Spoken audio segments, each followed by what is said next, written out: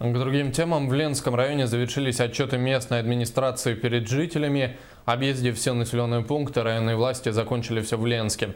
По каким показателям Ленский район находится в числе лидеров и о чем спрашивало местное население, расскажет Светлана Балеева.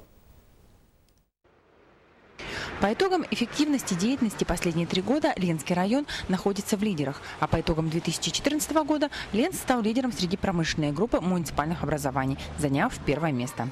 Итоги прошлого года. Огромная работа была проведена по обеспечению детей с 3 до 7 лет местами в детские сады. Интенсивно велась работа во всех отраслях: в сельском хозяйстве, строительстве, культуре, спорте, образовании и здравоохранении. С 3 сентября 2014 года в соответствии с решением глав республики в Ленском районе начались мероприятия, посвященные году участников ВОВ.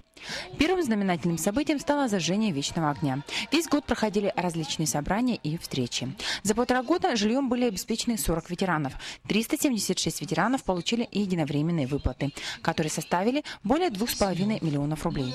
Также ветеранам годовщине Великой Отечественной войны было выделено по 70 тысяч рублей. Продолжается реализация программы поддержки молодых семей. Оказывается поддержка работникам бюджетной сферы.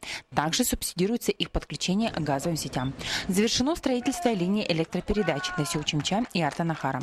Что касается сел, то сегодня одна из задач, стоящих перед районной администрацией, создание условий для того, чтобы молодежь, окончившая вузы, возвращалась и работала у себя на селе.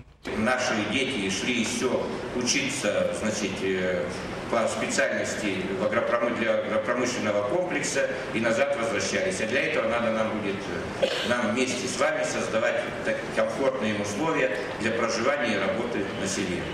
В своем выступлении исполняющий обязанности главы района сделал акцент на то, что в 2015 году районной администрацией были выполнены все плановые задания. Было продолжено строительство детской и женской консультации. Решен вопрос строительства школы в селе Талон на 100 мест, плюс интерната на 30 мест, строительство которых будет проведено за счет местного бюджета. Продолжается и строительство школы в селе Натора. После представленного отчета жители смогли задать специалистам районной администрации волнующие вопросы. Большая часть вопросов была отнесена к полномочиям городской администрации. Ответ на них дал глава города, пообещав вопрос с перебоем работы маршрутных автобусов отработать с перевозчиком, а отсутствие игровых площадок в микрорайоне Северный решить с наступлением теплых дней. Также заняться демонтажом всех старых игровых детских площадок на городской территории. Светлана Балеева, Алексей Семенов, НВКСХ, Ленск.